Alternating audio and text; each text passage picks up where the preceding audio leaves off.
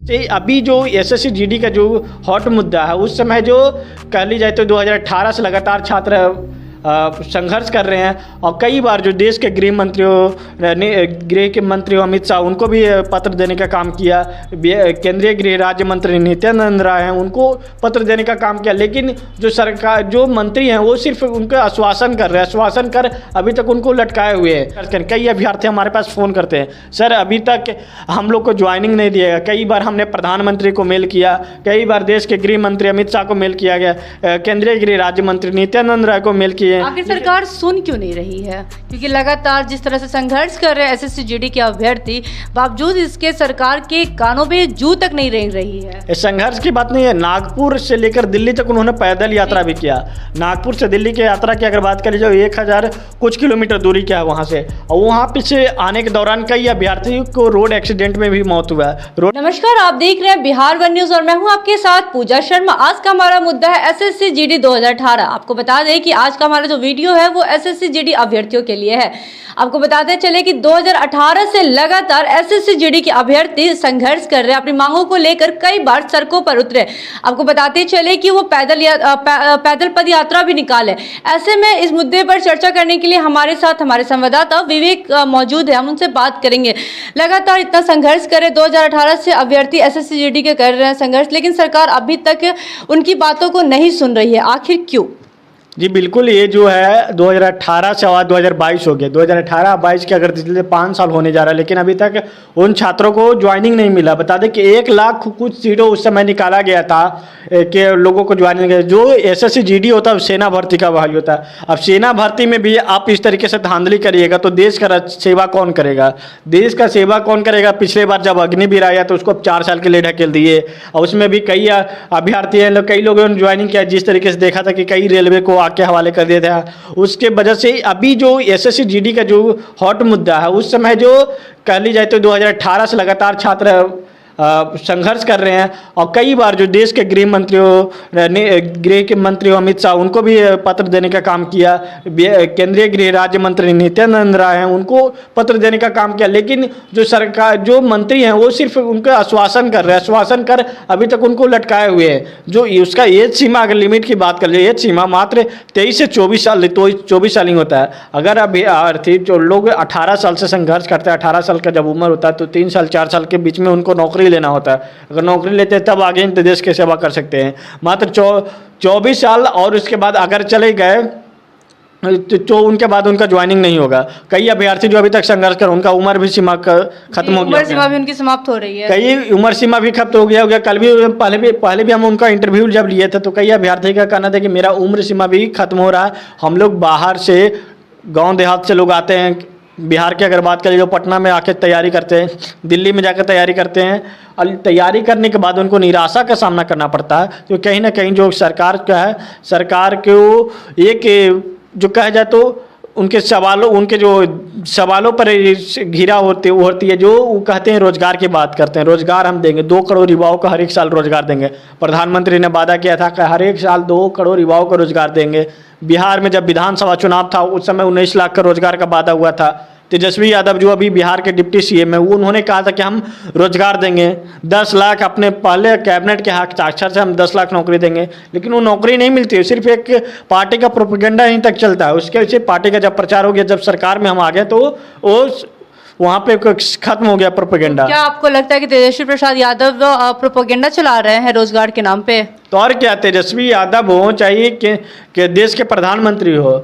देश के प्रधानमंत्री ने भी वादा किया था कि 2 करोड़ युवाओं को रोजगार देंगे। उस समय रोजगार उन्होंने नहीं दिया, एक भी रोजगार नहीं है। और आज जब एसएससी जीडी के जो अभ्यर्थी हैं जो लगातार संघर्ष कर रहे हैं, उनका जो चयन होल अभ्यर्थी, उनका ज्वाइनिंग होल, उनको ज्वाइनिंग तक नहीं दिया गया, उनको रिजेक्ट कर दिया गया। क्योंकि ये विभाग है, ये विभाग में जब तक आप चढ़ावा नहीं देंगे, चढ़ावा का मतलब समझ रहे होंगे, जब तक पैसा नहीं दीजिएगा, और गरीब फैमिली वाले छात्र कहाँ से पैसा देंगे? उनके बच्चे जब गाँव से आकर टाउन में पढ़ाई करते हैं, क्योंकि गांव में गांव में उनके पास सुविधा उस तरीके सुविधा नहीं रहता, उस वजह से आके यहाँ पढ़ाई करते हैं। उसके बाद अब इनको निराशा का सामना करना पड़ता है। तो कहीं ना कहीं जो सरकार के ऊपर भी सवाल है, सरकार जो कहती है कि हम रोजगार देंगे और रोजगार देंगे, खाली रोजगार के मुद्दा पे इलेक्शन लड़ती है। रोजगार हो, शिक्षा हो और शिक्षा व्यवस्था दुरुस्त करेंगे, लेकिन ये जो अभ्यर्थी हैं, ये अभ्यर्थी अभी तक संघर्ष करें। कई अभ्यर्थी हमारे पास फ़ोन करते हैं, सर अभी तक हम लोग को ज्वाइनिंग नहीं दिएगा। कई बार हमने प्रधानमंत्री को मेल किया, कई बार देश के गृह मंत्री अमित शाह को मेल किया गया, केंद्रीय गृह राज्य मंत्री नित्यानंद राय को मेल किए। आखिर सरकार सुन क्यों नहीं रही है? क्योंकि लगातार जिस तरह से संघर्ष कर रहे हैं एसएससी जीडी के अभ्यर्थी, बावजूद इसके सरकार के कानों में जू तक नहीं रेंग रही है। संघर्ष की बात नहीं है, नागपुर से लेकर दिल्ली तक उन्होंने पैदल यात्रा भी किया। नागपुर से दिल्ली की यात्रा की अगर बात करें, जो 1000 कुछ किलोमीटर दूरी क्या है वहाँ से, और वहाँ पीछे आने के दौरान कई अभ्यर्थियों को रोड एक्सीडेंट में भी मौत हुआ। रोड एक्सीडेंट में मौत हुआ, कई लोगों को यूपी पुलिस ने उनको गिरफ्तार कर लिया, कई तक अभी तक जेल में है। कई जो उनके साथी हैं जो हमको फ़ोन करते हैं तो वो बताते हैं कि ऐसा ऐसे अभी तक बीत रहा है। लेकिन जब अपना मांगों को लेकर वो सड़क पर उतरते हैं अभ्यर्थी, तो उनको आप लाठी चार्ज करते हैं, वाटर कैनिंग का इस्तेमाल करते हैं, उनके पे आंसू गैस से गोले छोड़ते हैं। तो कभी उनके पर ये नहीं उस तरीके से नहीं सुनते हैं, तब उनको जेल में डालते हैं। जेल में हमारा एक सवाल है आपसे कि जिस तरह से अभ्यर्थियों पर वाटर कैनन छोड़ा जाता है, आंसू गैस छोड़ा जाता है, कहाँ तक वाजिब है? उनका जो कहना सिर्फ एसएससी जीडी के अभ्यर्थियों पे ही नहीं, तमाम जितने भी बीटेड सीटेड के भी शिक्षक अभ्यर्थी हो या फिर आपको बता दें बीटीएससी के हो, जितने भी अभ्यर्थी सबों पर कभी ना कभी लाठीचार्ज होती है, आंसू गोला छोड़े जाते हैं। क्या लगता है कि कितना सही है ये जो सरकार है, सरकार सिर्फ जो कहती है कि एक तानाशाह की नीति, जो तानाशाह नीति अपना लिए। जब छात्र लोग अपने मांगों को लेकर रोड पर चढ़ जाते हैं, सड़क पर जाते हैं, तो कहते हैं कि यहाँ पे धरना देने का यह स्थान नहीं है। धरना देने का स्थान नहीं, तो धरना देने का कहीं भी स्थान है। अगर हम जाके हम कई शहर से बाहर जाकर कोई दूसरे जगह चाहिए खेत खलियान, वहाँ पे जाके हम बैठ जाएंगे तो हमको देखने वाला वहाँ पे कोई भी नहीं आ रहा है। जब तक हम सड़क पे नहीं जाएंगे तब तक कोई नहीं देखने वाला। खेत खलियान में जाकर बैठ जाएंगे तो कोई नहीं वहाँ पे देख रहा है।